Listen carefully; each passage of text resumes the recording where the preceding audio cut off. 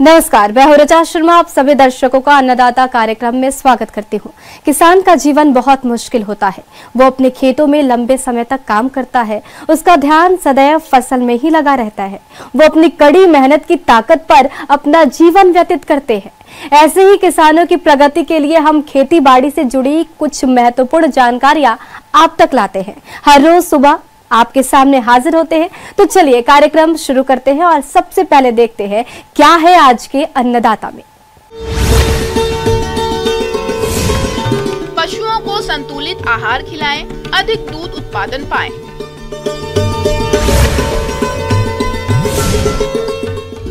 खजूर की बागवानी करके कमाएं अच्छी आय। भारत में प्राचीन समय से ही गाय भैंसों का पालन किया जाता रहा है और आज ये व्यवसाय का रूप ले चुका है। आधुनिक युग में ये किसानों के आर्थिक विकास के लिए महत्वपूर्ण साधन बन चुका है और यदि पशुओं को संतुलित आहार खिलाएं तो इनसे और अधिक उत्पादन लिया जा सकता है। तो आप किस प्रकार से खिलाएं पशुओं को संतुलित आहार, इस बारे में जानकारी दे रहे हैं पशु विशेषज्ञ डॉक्टर BS मीणा। इस समय हमारे पास 176.3 मिलियन टन दूध पैदा हो रहा है और हम वर्ल्ड में प्रथम स्थान पर हैं। लेकिन हकीकत में जब हम गांव में जाते हैं तो देखते हैं इसमें किसान का दूध उत्पादन कम हो जाता है कि जो ऑन एन एवरेज जो हमारा दूध उत्पादन का खर्चा आता है, जो देसी गाय है, देसी गाय का दूध उत्पादन खर्चा करीब 34 रुपये और 76 पैसे के हिसाब से आता है 1 लीटर पैदा करने में। जो भैंस है, भैंस का हमारा करीब ये पड़ता है 31 रुपये प्रति लीटर का आता है और जो संकर नस्ली गाय है उनका करीब ये 29 रुपये प्रति लीटर है। ऑन एन एवरेज एक आम पशु है जिसका वजन 400 किलो के आसपास है, वो 5 से 6 किलो के आसपास भूसा खाता है, 4 से 5 किलो दाना और करीब 18 किलो के आसपास उसको हरा चारा चाहिए। ये हमारी रिक्वायरमेंट एक आम पशु के लिए। डेयरी व्यवसाय की सफलता मुख्यतः दुधारू पशुओं पर निर्भर करती है। इसीलिए दुधारू पशुओं का रखरखाव, उनका खान पान और स्वास्थ्य प्रबंधन समुचित होना चाहिए ताकि पशुपालक अपने दुधारू पशु से उसकी पूरी क्षमता से दूध उत्पादन ले सकें और डेयरी व्यवसाय से अधिक लाभ उठा सके।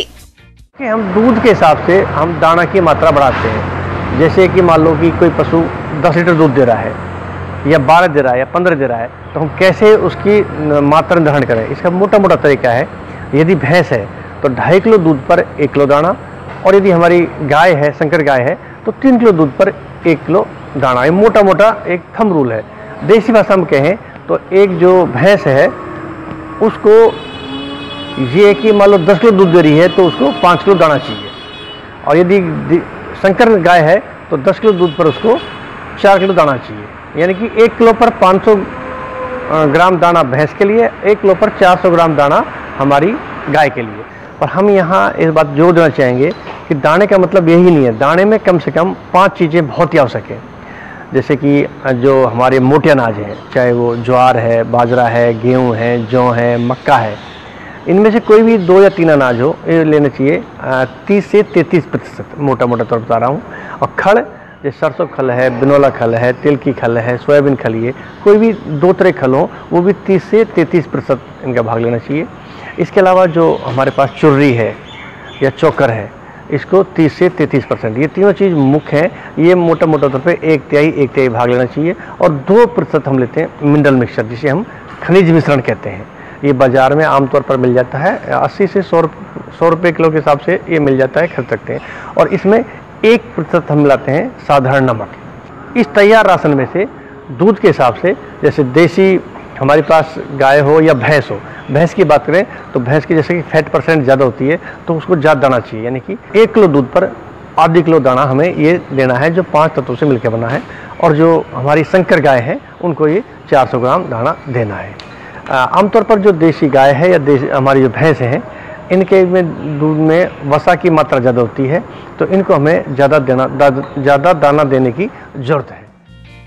दुधारू पशुओं को साफ और स्वच्छ ताज़ा पानी पिलाना चाहिए। पशु को पानी की आवश्यकता वातावरण की दशा और उसको दिए गए आहार पर निर्भर करती है।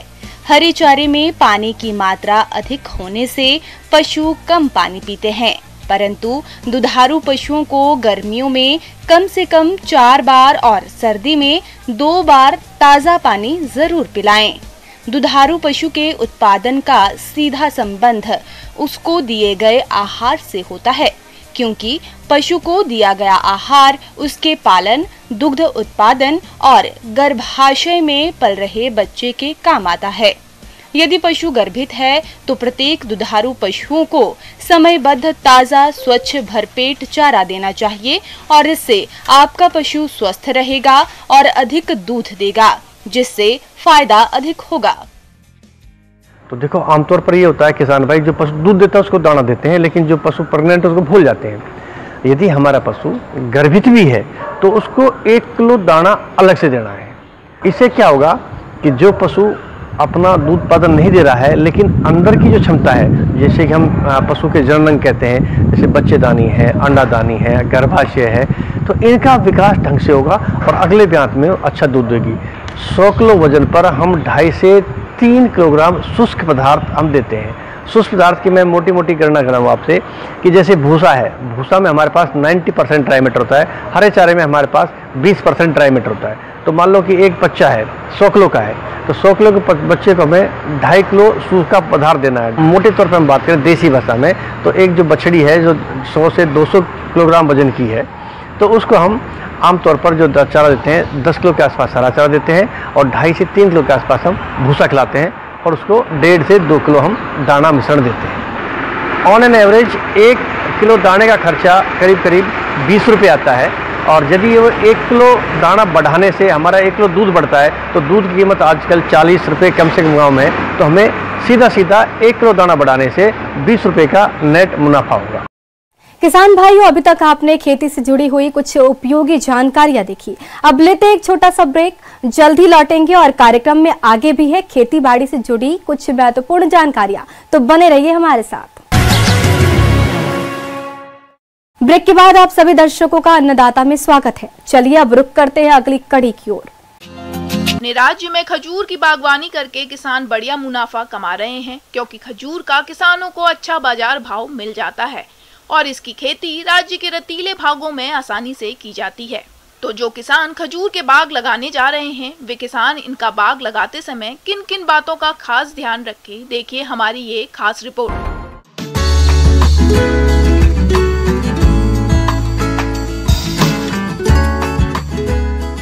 खजूर एक बहुत ही लाभकारी फल है, जिसमें पौष्टिक तत्वों की भरपूर मात्रा होती है। इसका सेवन करने से मनुष्य में ब्लड प्रेशर, हार्ट, कैंसर, पेट और हड्डियों से संबंधित बीमारियों का खतरा कम हो जाता है।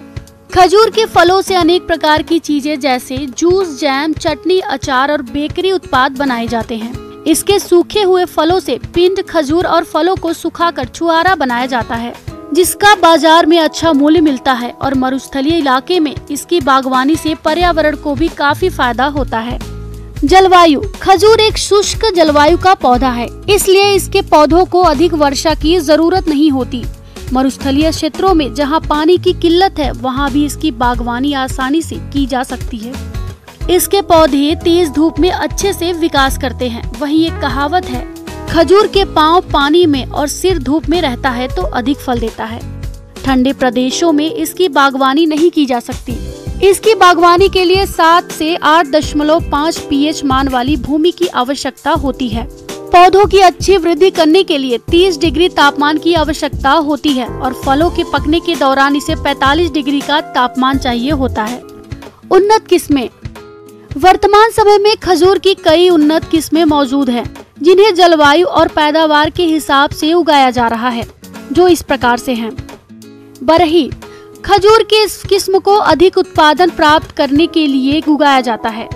इसके पौधे अधिक तेजी से वृद्धि करते हैं। इसके पौधों में फल देरी से निकलते हैं। फलों का आकार अंडाकार और रंग पीला होता है। इसके एक पौधे से तकरीबन 70 से 100 किलो फलों को प्राप्त किया जा सकता है।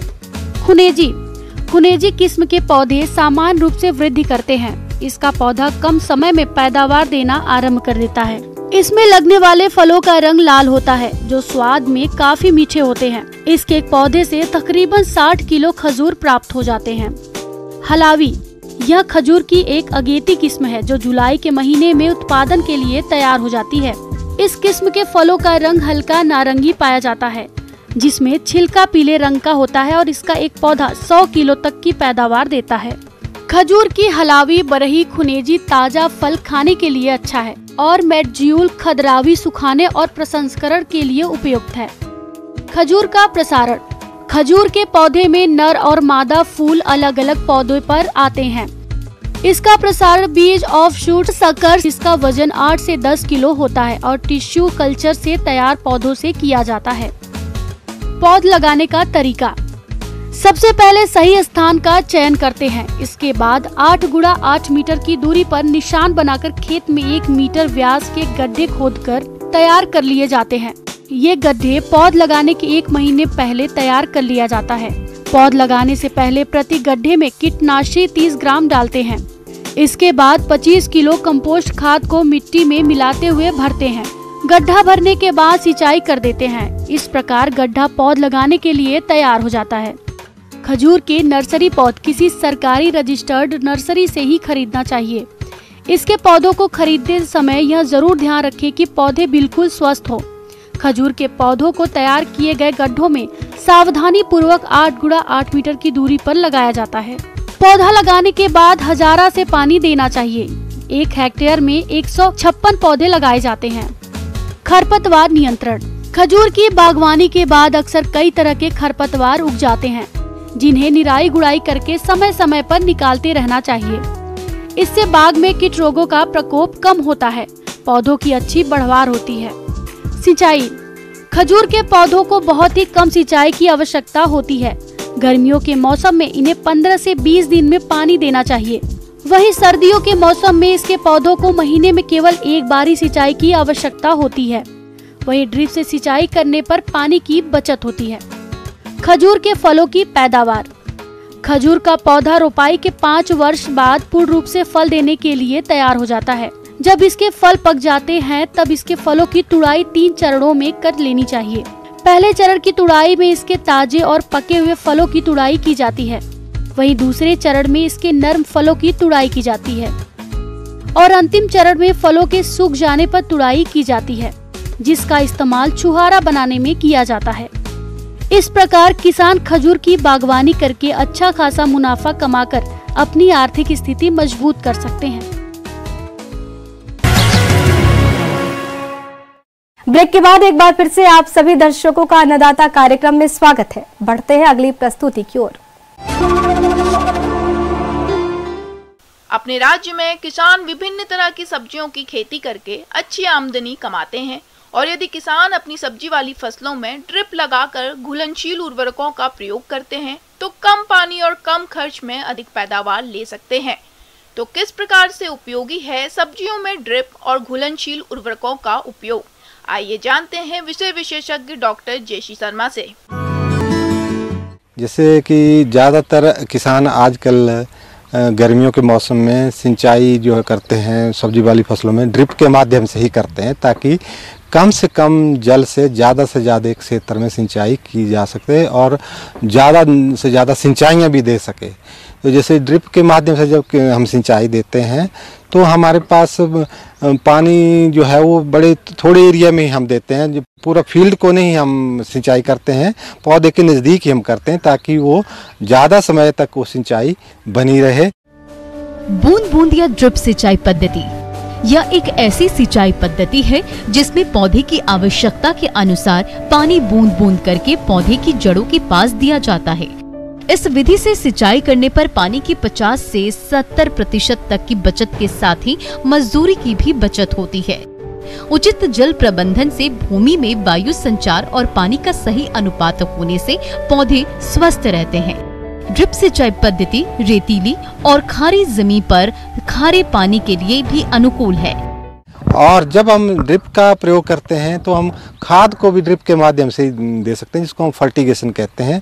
और जब ड्रिप के माध्यम से खाद का प्रयोग करना हो सब्जियों में तो हम यूरिया का प्रयोग कर सकते हैं और उसमें हम जैसे फास्फोरस है, हम अगर हम छट्टा से खाद को ऐसे करते हैं, सरफेस एप्लीकेशन करते हैं, तो उसमें तो हम सिंगल सुपर फॉस्फेट प्रयोग में लाते हैं। लेकिन ड्रिप के माध्यम से हम दूसरी ऐसी खाद का प्रयोग करते हैं जो अच्छी तरह पानी में घुलती है और पाइप में वो अच्छी तरीके से वो जा सके।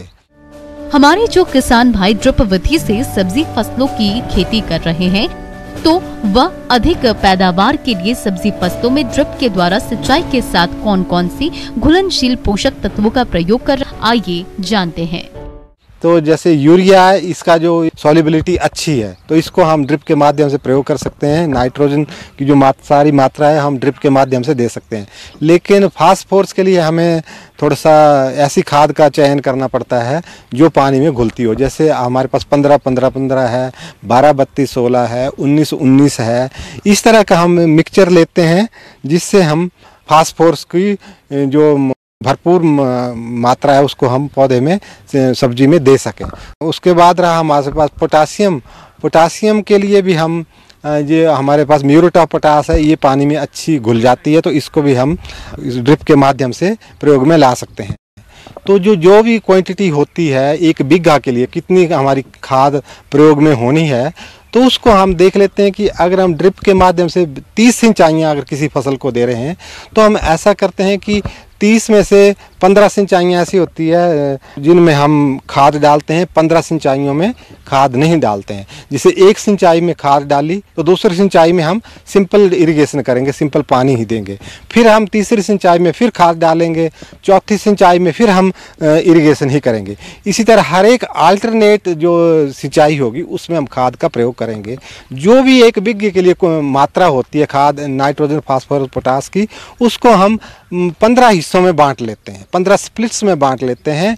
और उसी तरह हम हर एक सिंचाई में खाद का प्रयोग नहीं करते हैं। एक सिंचाई में हम खाद का प्रयोग कर लेते हैं, एक में हम सिंपल सिंचाई ही करते हैं। इस तरह किसान लोग अपने इस खाद की पूरी मात्रा को कम से कम जो भी सिंचाइयाँ होती हैं उसकी आधी सिंचाई, जैसे किसी में 20 सिंचाइयों की ज़रूरत पड़ती है ड्रिप के माध्यम से, तो 10 सिंचाइयों के माध्यम से खाद डालें, 10 से सिंपल एक सिंचाई ही करें।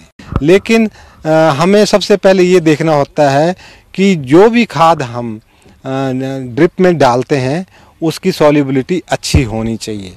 और जैसे हम 15-15-15 या 12-32-16 या 19-19-19 ये NPK के मिक्सचर हैं, नाइट्रोजन, फास्फोरस और पोटास में, तो जितने सबसे पहले हम देखते हैं कि फास्फोरस कितनी गई पौधे में, और उस फास्फोरस को देने के साथ साथ हमारे से उस मिक्सचर के माध्यम से कितनी हमारे पास नाइट्रोजन गई, कितनी हमारे पास पोटास गई, उस मात्रा जो बची हुई मात्रा रहती है सब्जी की, उसको हम बाद में ड्रिप के माध्यम से डाल सकते हैं। तो इसी तरह जब किसान खाद को भी पानी को भी ड्रिप के माध्यम से सब्जियों में प्रयोग में लाएंगे, तो ज़्यादा से ज़्यादा उसमें पौधे को पोषक तत्वों की उपलब्धता होती है, अच्छी गुणवत्ता की वो सब्जी तैयार कर सकते हैं, और ज़्यादा से ज़्यादा एरिया में सिंचाई दे सकते हैं। और एक फर्टिलाइज़र जो है, जिसको फर्टिलाइज़र उपयोग क्षमता जो है उसको भी बढ़ाया जा सकता है। और जब किसान लोग अपने पानी को भी खाद को भी ड्रिप के माध्यम से प्रयोग करेंगे, तो मैं उम्मीद करता हूं कि उनको इस प्रणाली से, इस टेक्निक से ज़्यादा फ़ायदा मिलेगा सब्जी उत्पादन में या दूसरी और फल उत्पादन में, और क्वालिटी भी अच्छी होती है।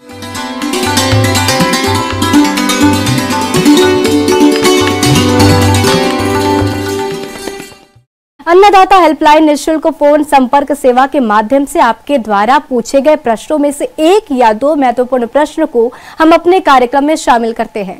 इसी के तहत आज का चयनित प्रश्न और इसका जवाब इस प्रकार है। अन्नदाता निःशुल्क फोन संपर्क सेवा के माध्यम से पूछे गए प्रश्नों में से आज हमने जिस प्रश्न को कार्यक्रम में शामिल किया है उसे पूछा है ग्राम अमोलिया, जिला चित्तौड़गढ़ के कृषक पुष्कर नाथ ने। आप अदरक की फसल में रोग नियंत्रण के बारे में जानकारी चाहते हैं, तो पुष्कर नाथ जी आपकी जानकारी के लिए प्रस्तुत है कार्यक्रम का ये अंश।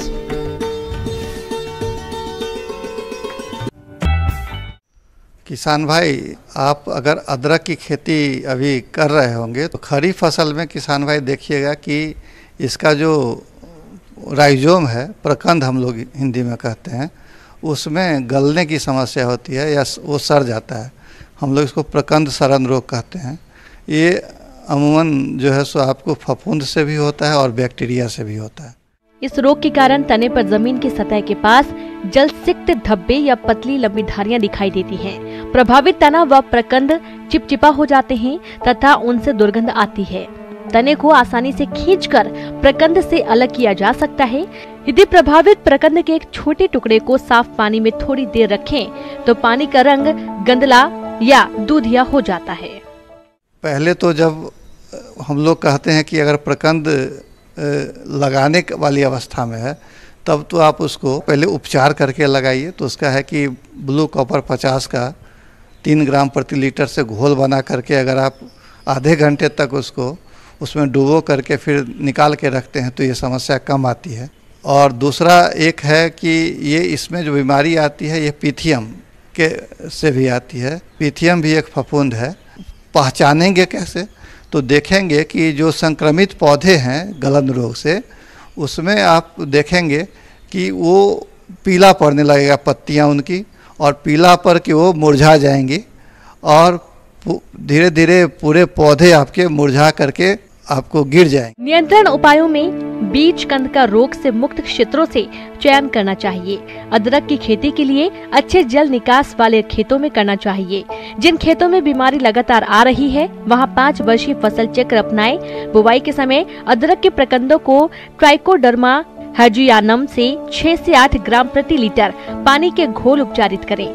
यदि जीवाणु म्लानी रोग का प्रकोप होता है तो स्ट्रेप्टोसाइक्लिन 1 ग्राम दवा का प्रति 10 लीटर पानी के हिसाब से घोल बनाकर छिड़काव करें।